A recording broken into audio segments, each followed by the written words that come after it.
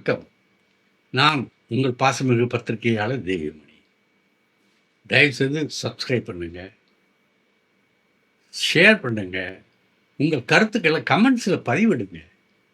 நீங்கள் ஆணித்தரமாக சொல்லக்கூடிய அந்த கருத்துக்கள் தான் என்னை மேம்படுத்திக் கொள்வதற்கு உதவியாக இருக்குங்கிறத நான் தாழ்வணிந்து சொல்லிக்கிறேன். தயவுசெய்து கமெண்ட் பண்ணுங்க. என்ன குறை இருக்கோ, நிறை இருக்கோ அதை சொல்லுங்கள், தைரியமாக சொல்லுங்கள். சில பேர் உலகநாயகன் நியூஸ் மட்டுமே நீங்கள் சொல்ல வேணாம், மற்ற நியூஸ்களையும் சொல்லுங்கள் அப்படின்னு பெரும்பான்மையானவர்கள் கருத்து சொல்லிக்கிட்டு இருக்காங்க. அதனால தான் இப்போ நான் அதற்கேற்ப என்னை மாற்றிக்கிட்டு இருக்கேன். மற்றபடி உலகநாயகன் கமல்ஹாசனுக்கு கொடுக்கக்கூடிய முக்கியத்துவம் என்றைக்குமே அவருடைய ரசிகர்களை நான் ஏமாற்ற மாட்டேங்கிறத உறுதி சொல்லிக்கொண்டு நான் இப்போ இதை தொடர்றேன். இப்போ இசைஞானி இசைக்கூடத்தில் நடந்துக்கிட்டு இருக்க வேலைகளை பார்த்தா வேகமாக நடந்துக்கிட்டு இருக்கு. அது ஆர்கேஎஃப்ஐக்காக நடந்துக்கிட்டு இருக்க வேலை அப்படின்னு இளையராஜாவினுடைய கூடத்தில் இருந்தே சிலர் சொன்னாங்க. அப்போ அது என்ன படமாக இருக்கும் அப்படின்னு விசாரித்தா அதை தெளிவாக சொல்ல மாட்டேங்கிறாங்க. இப்போ கூடுதலாக ஒரு செய்தி என்ன சொல்லியிருக்குன்னா, அன்பறிவு படமும் இருக்கலாம், அல்லது தேவர் மகனை மறுபடியும் ரீரிலீஸ் பண்ணுறதுக்கான ஒரு முன்னறிவிப்புக்கான இசையமைப்பாகவும் இருக்கலாம். இதை தவிர வேறு ஒரு புது பட வேலைகளையும் தொடங்க இருக்கிறாரு உலகநாயகன் கமல்ஹாசன். ஆக அந்த படத்தினுடைய வேலையாகவும் இருக்கலாம் அப்படின்னு சொல்லியிருக்காங்க. அப்போ கிட்டத்தட்ட 3 ப்ராஜெக்ட் உலகநாயகன் கமல்ஹாசன் கையில் இப்போ 3 ப்ராஜெக்ட் இருக்கிறதா நான் நம்புகிறேன். அதன் வேலையாகத்தான் இப்போ அவர் பார்க்குறதே ரொம்ப அரிதாக இருக்குது. ஆஃபீஸ்க்கு வர்றதே ரொம்ப அரிதாக இருக்குது. ஆர்கேஎஃப்லே உட்காந்து கதை விவாதம் அது இதுன்னு சொல்லி ரொம்ப தீவிரமான ஒரு முனைப்பில் அவரை டெய்லி நடந்துக்கிட்டு இருக்காரு. பத்தாக்குறைக்கு எலெக்ஷன் வேறு அந்த அறிவிப்புக்காக காத்துக்கிட்டு இருக்காங்க. அதனுடைய வேலைகள், அரசியல் வேலைகளும் இருக்குது. சட்டசபையில் போட்டி அப்படிங்கிறதுல ஒரு உறுதியாக இருக்காங்க. எத்தனை தொகுதிகள்ங்கிறதுல மாத்திரம் நான் கேள்விப்பட்ட வரை, எனக்கு தெரிந்த வரை 2 தொகுதியாவது கொடுப்பாங்க அப்படின்னு வட்டாரங்களில், அந்த அரசியல் வட்டாரங்களில் பேசிக்கிறாங்க. மக்கள் நீதி மையத்திற்கு 2 தொகுதிகள் கிடைக்கும், அந்த 2 தொகுதிகளும் வெற்றி பெறக்கூடிய தொகுதிகள் தான் அப்படின்ட்டு அவங்க சார்பில், அதாவது கூட்டணியில் இருக்க ஒரு முக்கிய பிரமுகர் ஒருத்தர் சொன்னார். சரி, அதை அரசியல் இன்னும் அந்த தேர்தல் தேதி ஜனவரியில் அனௌன்ஸ் பண்ணிவிடுவாங்க, அப்போ நம்ம பார்த்துக்கலாம். இப்போ இந்த தீபாவளிக்கு வந்த படங்களில் எல்லாமே உச்ச நடிகர்களோ பிரபல நடிகர்களோ நடித்த படங்கள் எதுவுமே வரல. சாதாரண நடிகர்கள் நடித்த படங்கள் தான் வந்தது. டியூடு, பைசன் அண்டு டீசர், இந்த 3 படங்கள். இதில் டீசரில் தள்ளிடுங்க, வசூலில் அவ்வளவா இல்லை. ஆனால் தயாரிப்பாளருக்கு கை கிடைக்காது. ஆனால் இந்த 2 படங்களில் இப்போ பைசனை விட டியூடு தான் முந்தி நிற்கிது. இந்த பிரதீப் ரங்கநாதனுடைய வளர்ச்சி சில முன்னணி நடிகர்களில் சிலருக்கு இப்போ ரொம்ப ஒரு போட்டியாக இருக்கும், கனத்த போட்டியாக இருக்கும். ஏன்னா அந்த அளவுக்கு ரசிகர்களை அந்த பிரதீப் ரங்கநாதன் சேர்த்துட்டாரு. இந்த டியூட் படம் அதை உறுதிப்படுத்திடுச்சு. அதாவது அவர்கிட்ட கதையும் இருக்குது, காமெடியும் இருக்குது, எல்லாம் மேட்டரும் இருக்குது. அதனால் அவர் இந்த அந்த 2 நடிகர்களுக்கு போட்டியாக இருப்பார்னு 2 நடிகர்களை சொல்கிறாங்க. ஒன்று தனுஷ் சொல்கிறாங்க, இன்னொன்று சிவகார்த்திகேயனை சொல்கிறாங்க. தனுஷனுடைய சாயல் ஏற்கனவே இந்த டியூட் ரங்கநாதன்கிட்ட நிறைய இருக்குது. அவருடைய சாயல், அவருடைய ஸ்லாங்கு முதற்கொண்டு, அவருடைய உடல் மொழி முதற்கொண்டு தனுஷை அப்படியே காப்பி அடிக்கிறது தான், அப்படி தான் இருக்குது.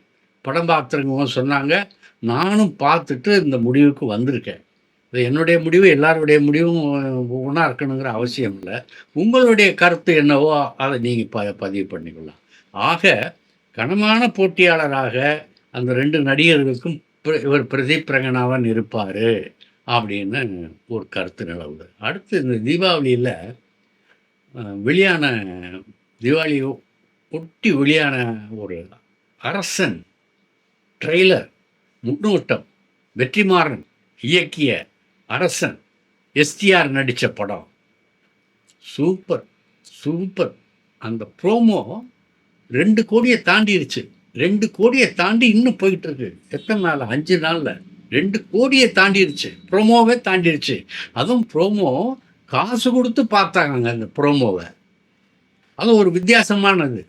அதில வந்து அவர் ஒரு மிகப்பெரிய ஒரு வடசென்னைய பற்றி தான் வெற்றிமாறன் எடுத்துக்கிட்டு இருந்தாரு. ஆனா இது வடசென்னைய தாண்டி வேற ஒரு களத்தில் உள்ள ஒரு ரவுடிய பற்றிய படம் அப்படிங்கிற மாரி ஒரு கருத்து நிலவுது.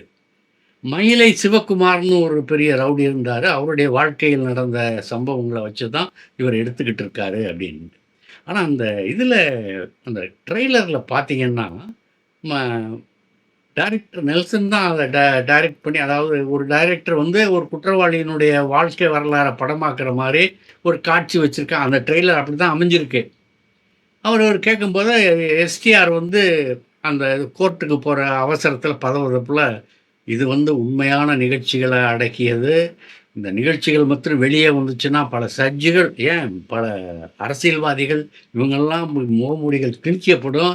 ஆகையினால் நீங்க போடுவீங்கல்ல, எல்லாமே கற்பனை அப்படின்னு. அந்த மாரி ஒரு கார்ட போட்டுக்கங்கன்னு அட்வைஸ் பண்ணிட்டு, சரி என்னுடைய கேரக்டர்ல யார நடிக்க வைக்க போறீங்க? அப்படின்னு ஒரு கேள்வி கேட்பாரு. அவர் கேள்வி கேட்டு அவரே என்ன சொல்வாரு, "தனுஷ நடிக்க வைங்க. நல்ல பெர்ஃபார்மன்ஸ் பண்ணுவாரு." அப்படின்னு எஸ்டிஆர் வாயினால சொன்னது, அ அது அந்த எஸ்டிஆர் ரசிகர்களுக்கும் சரி, தனுஷ் ரசிகர்களுக்கும் சரி, மிகப்பெரிய மகிழ்ச்சிய குடுத்திருக்கு. ஒரு வெற்றிமாறனுடைய இணைப்புல இந்த படம் வந்து இந்த கதை வந்து படமாக்கப்பட்டு வெளிவரும்போது, ஒரு மிகப்பெரிய ஒரு தாக்கத்தை ஏற்படுத்தும். அரசியல் வட்டாரத்தில மிகப்பெரிய தாக்கத்தை ஏற்படுத்தும் அப்படிங்கிறத நான் உறுதியா சொல்றேன். ஏன்னா என்ன காரணம்னா, அந்த கதை நிகழ்ந்த காலத்தில எஸ்டிஆர் சொல்லுவாரு, "நான் கேப்டன் பிரபாகரன் படம் பார்த்துட்டு வரும்போது அப்படின்னு சொல்லுவாரு. ஆக அந்த நிகழ்வு அந்த கதைக்களம் கேப்டன் பிரபாகரன் வெளிவந்த படத்தின் எந்த வருஷம் வந்துச்சோ, அந்த வருடத்தை ஒட்டிய சம்பவங்கள் ஏதாவது நடந்திருந்ததுன்னா, அந்த சம்பவங்களின் பிரதிபலிப்பாக இது இருக்கும். குறிப்பாக சொல்லணும்னு சொன்னா, ராஜீவ் காந்தியினுடைய கொலை, படுகொலை. அதுக்கு இதுக்கு சம்மந்தம் இருக்கா அப்படின்னா, அதுக்கு இப்ப கதைய பார்த்த பிறகு தான் நம்ம சொல்ல முடியும். ஏன்னா வெற்றிமாறன் வந்து அவருடைய கதைகள என்னைக்குமே வந்து உண்மை சம்பவங்கள தான் நெறைய அடுக்குவாரு. இந்த கதையில அந்த மாரி உண்மை சம்பவம் தான் இருக்கு. அந்த தோற்றங்கள் அவங்க இதெல்லாம் சொல்றதெல்லாம் பார்த்தா, மயிலை சிவகுமார்ங்கிற ஒரு ரவுடிய கிட்டத்தட்ட அவர 10 பேரு சுத்தி நின்னு கண்டம் துண்டமா வெட்டி போட்டுருக்கானுங்க. கண்டம் துண்டமா வெட்டி போட்டு ரொம்ப கொடூரமான அதாவது கொலை செய்யணுங்கிற நோக்கத்துல இல்ல, பழிவாங்கணுங்கிற நோக்கத்துல அந்த படுகொலை நடந்திருக்கு அப்படின்னு சொல்றாங்க. அவரு அந்த இடத்திலேயே இறந்து போயிட்டாருன்னு கண்டம் துண்டமா வெட்டினா இருப்பாங்களா? இவர் இவர் வந்து மிகப்பெரிய ரவுடியாம். இந்த மயிலை சிவகுமார் வந்து மிகப்பெரிய ரவுடியாம். ஒரு பெண்ண வந்து உயிரோட எரிச்சு கொன்னவர்ன்னு வேற சொல்றாங்க. இது படத்துல இதெல்லாம் வருமா? இல்ல என்ன? ஏது? அப்படின்னு இல்ல. அந்த ட்ரெய்லர வைத்து கணிக்கப்பட்ட சில கதைகள். அதுல இது ஒண்ணு. அத நான் உங்கள்ட்ட பதிவு பண்ணிக்கிறேன். சரி, அடுத்து இந்த தீபாவளியிலேயே ரொம்ப உற்சாகமா கொண்டாட வேண்டிய காதலர்கள் யாருன்னு சொன்னா, ரவிமோகன், கெனிசா. ரவிமோகன் வந்து தன்னுடைய அம்மாவுக்காக ஒரு பாட்டு எழுதியிருந்தாரு. அந்த பாட்ட நான் சொல்றேன். "உன் மேகம் நானே, என் சாமி நீயே, உன் கோவில் நானே, ஆசி தந்தாயே, ஓ நன்றி தாயே" அப்படின்னு ரவிமோகன் ஒரு பாட்டு பாடியிருப்பாரு. அந்த பாட்டுக்கு இசையமைத்து, மெட்டமைத்து பாடியவர் கெனிசா. இப்ப ரவிமோகனுடைய காதலியாக இருப்பவர். அவர் காதலி இல்ல, என்னுடைய சிநேகிதி அப்படின்னு ரவிமோகன் என்னதான் கதை விட்டாலும், அத நம்புறதுக்கு உலகம் நம்புறதுக்கு தயாரா இல்ல. இந்த தீபாவளியில வந்து பல நண்பர்கள், அதாவது நம்ம யோகி பாபு உள்பட பல பேர் தீபாவளி களியாட்டங்கள்ல கலந்துக்கிட்டாங்க. அப்ப கெனிசா கவர்ச்சி உடை அணிந்து இந்த பாட்ட பாடுறாரு. இந்த பாட்ட பாடி டெடிகேட் பண்றாரு. ரவிமோகன் அத சந்தோஷமாக பார்த்துக்கிட்டு இருக்காரு. இது ஒரு தீபாவளியில நடந்த ஒரு முக்கியமான நிகழ்வாக எனக்கு தெரிந்தது. அத நான் உங்கள்ட்ட இங்க பதிவு பண்ணிட்டேன். இந்த வெங்கட் பிரபு, சிவகார்த்திகேயன் உங்க 2 பேரும் இணைந்து நடிக்கிற ஒரு படம் பற்றி ஒரு ஒரு செய்தி, ஒரு தகவல். ஜனவரியில ஷூட்டிங் நடத்தலாம்னு சொல்லி முடிவு பண்ணியிருக்காங்க. ஆனா, அதுக்குள்ள இந்த படத்தினுடைய இதுல சிலர் திடீர்னு என்ன சொல்றாங்கன்னா, இந்த படம் கைவிடப்பட்டது. ஏன்னா, சம்பளம் வந்து சிவகார்த்திகேயன் கேட்ட சம்பளம் ரொம்ப அதிகமாக இருக்குது, ஆகையினால இந்த படம் கைவிடப்பட்டது அப்படின்னு ஒரு சிலர் சொல்கிறாங்க. படத்தினுடைய படப்பிடிப்பு பெரும்பாலும் மலேசியாவில் நடக்க போகுது. அந்த மலேசியாவில் போய் லொக்கேஷன்லாம் எல்லாத்தையுமே பார்த்துட்டு வந்துட்டாங்க டைரக்டர் வெங்கட் பிரபு. இந்த சூழ்நிலையில தான் அப்போ வந்து அவங்க அந்த அந்த டைரக்டருடைய குரூப்பு போய் பார்த்துட்டு வந்து ஒரு 2-3 நாள் தான் ஆகுது. அதுக்குள்ளே இந்த மாதிரி ஒரு செய்தி பரவிக்கிட்டு இருக்கு. அதாவது 60 கோடி சம்பளம் கேட்டாராம் சிவகார்த்திகேயன். இந்த மதராசி படம் தோல்வி அடைஞ்ச பிறகு 60 கோடியெல்லாம் கொடுக்க முடியாது அப்படின்னு நிர்வாகம், அந்த தயாரிப்பு படப்பிடிப்பு நிறுவனம் சொல்லிருச்சான். அதனால் பேச்சுவார்த்தைகள் இது பண்ணி சிவகார்த்திகேயன் அந்த படத்துலேருந்து விலகிட்டாரு அப்படின்னு ஒரு தரப்பு, இன்னொரு தரப்பு சொல்கிறாங்க. இப்போ 2 தரப்பு தகவல்.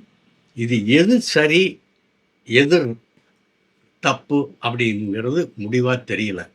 படத்தில் சிவகார்த்திகேயன் நடிக்கிறாரா இல்லையா அப்படிங்கிறத ஏதாவது தயாரிப்பு தரப்போ சிவகார்த்திகேயன் தரப்போ சொன்னால் தான் நமக்கு தெரியும், நமக்கு தெரிய வரும், உண்மை விளங்கும். ஆகவே அது வரைக்கும் நம்ம காத்திருப்போம். நன்றி, நாளை சந்திப்போம்.